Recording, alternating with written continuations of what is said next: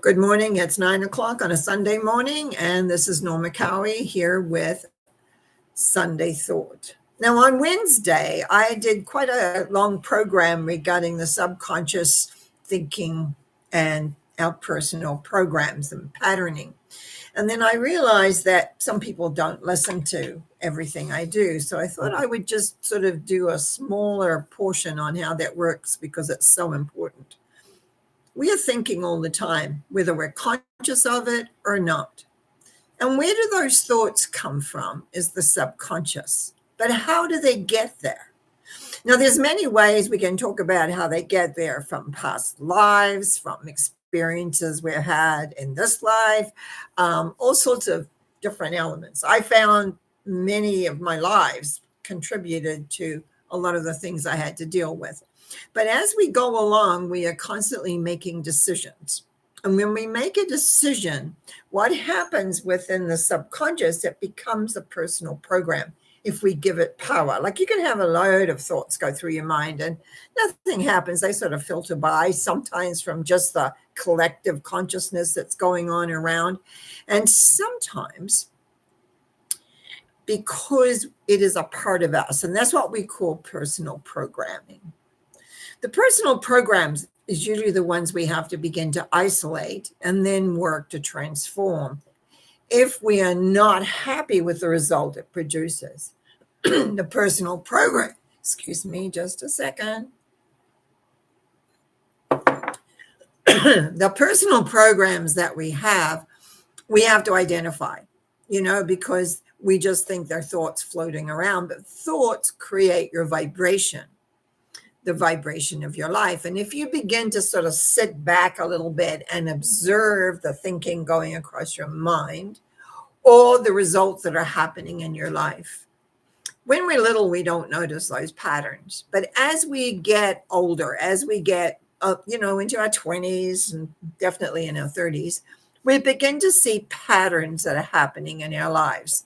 Some we enjoy, some we like, and we're glad they're there, and others we don't. Thoughts that we have about ourselves, how we respond, attitudes we may exhibit, all that kind of thing, they're all in our subconscious. And they get triggered. They could get triggered by another person. They could just get triggered by circumstances. And they can get triggered by yourself. What is it you really are wanting to create? What is it you're really wanting to do? Is that very often many of us got into personal growth because we wanted to understand ourselves. And that's why we do meditations, psychic development, learning different tools like the tarot, astrology, numerology, and things like that to help explain a little bit more about how we function. Often people just take it for granted that's how they are. But when I began exploring personal programs, not only for myself, but for clients, what I found is that the majority of us had our basic personal program in place by the time we're 5.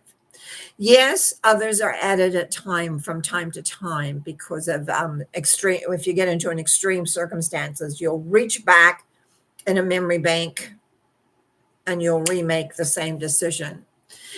And then as part of you, then it will keep remaking itself, reforming itself, recoming into being.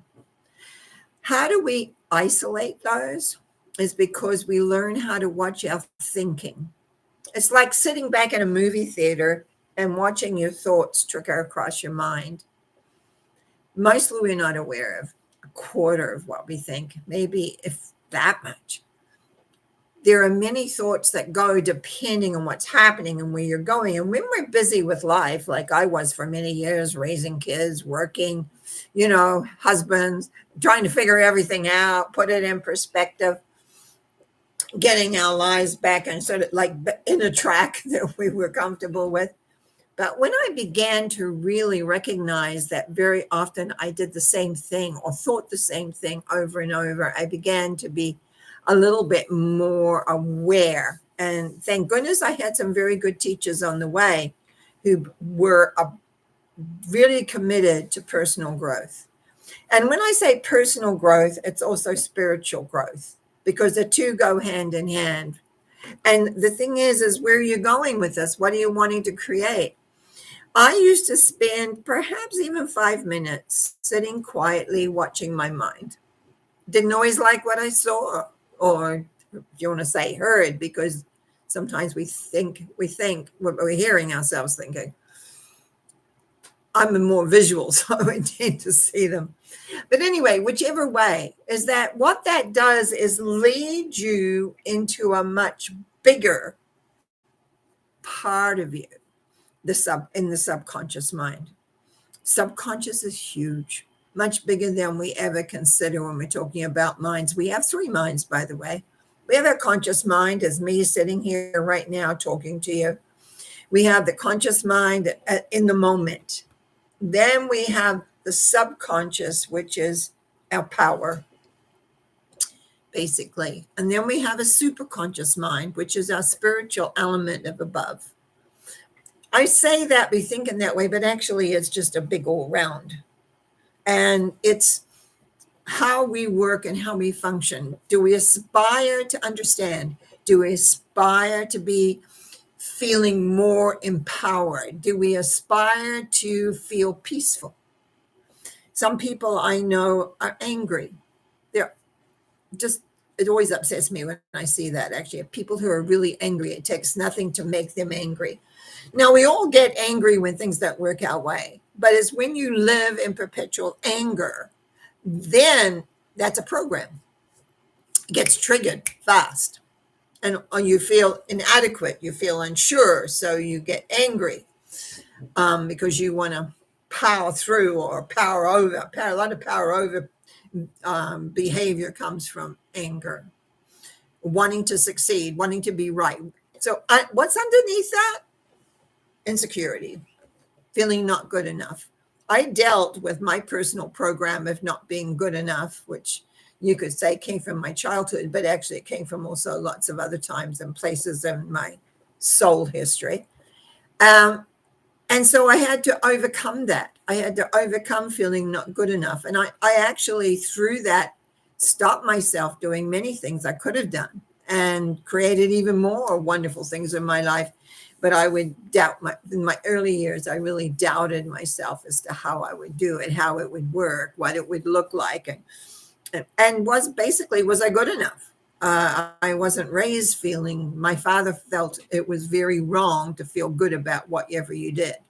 So I always had someone telling me I wasn't good enough, I didn't do it right, all those things that go on.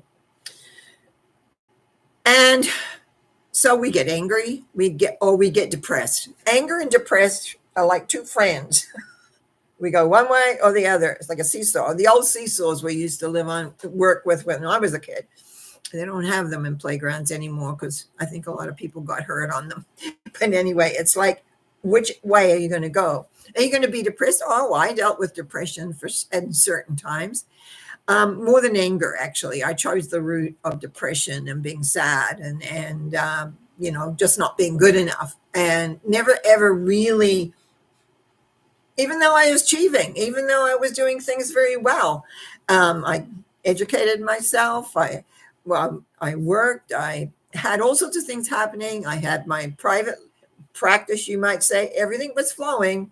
I was doing really well. I got on a television show. I got all those things happening, but I was still insecure and I could get depressed very, very, very easily. So where does that come from? It's what we call your personal programs that you have in your subconscious. So it can take you by surprise. I know I worked on myself for a lot of years because I needed to do something, to do things I wanted to do, make myself happy, feel complete, feel good, wrote books, lectured, worked, organized. But it's like there comes a point when you want to be just contented, happy. And I think age brings that to a degree, because it's like you get fed up with being not good enough or always criticizing yourself. And a lot of people run a critical tape. It's like they have a critic. And actually, I just remembered there was a time when we did some work around our inner critic and our inner judge, and we have both. And that is, again, programming in your subconscious mind that comes out at a certain time. You didn't do that good enough, or you could have done it this way. And even like thoughts like, how come you did it that way? It's like almost like another voice from somewhere else. These inner voices are out contributed by our own personal programs. And that's why we take a very much of a setback and we watch to catch them. Because when we catch them, we can begin to dismantle them.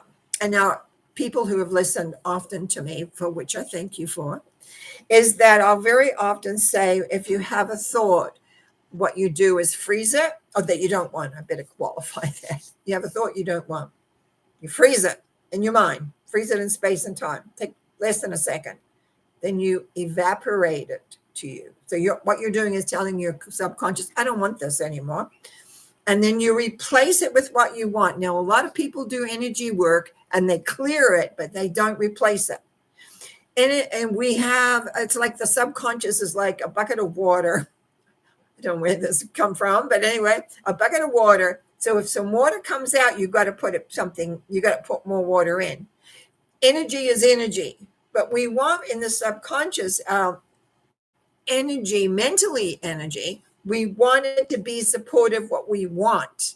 We don't want to be putting ourselves down. We don't want to be worrying. We don't want to be doing whatever. And if we fall into that, habits sometimes can keep raising their head, just like weeds, just like dandelions.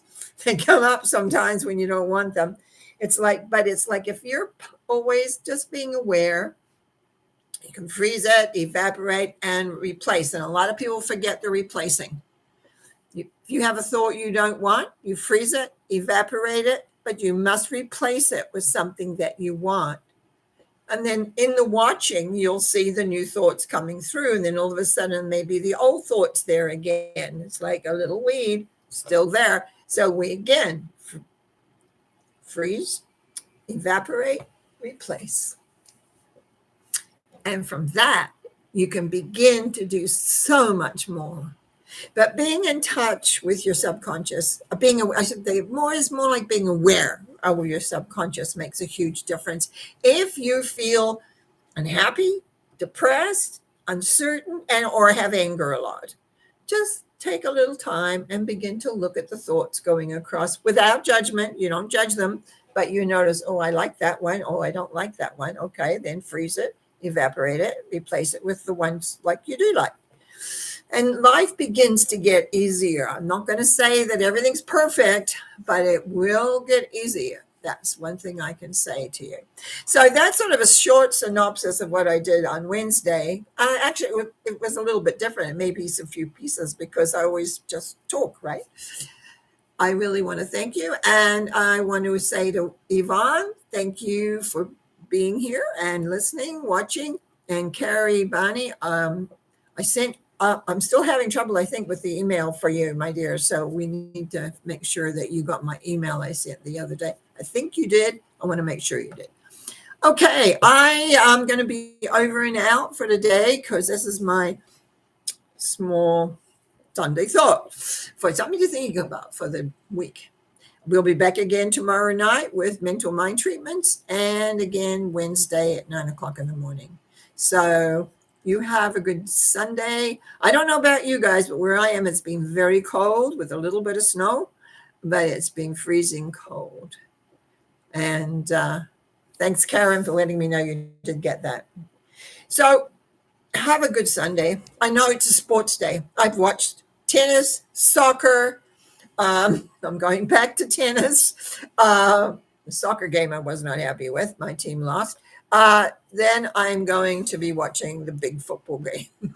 So it's a sports day, more than anything. So I'll see you again tomorrow night, 7 p.m. for mental mind treatments. Bye now.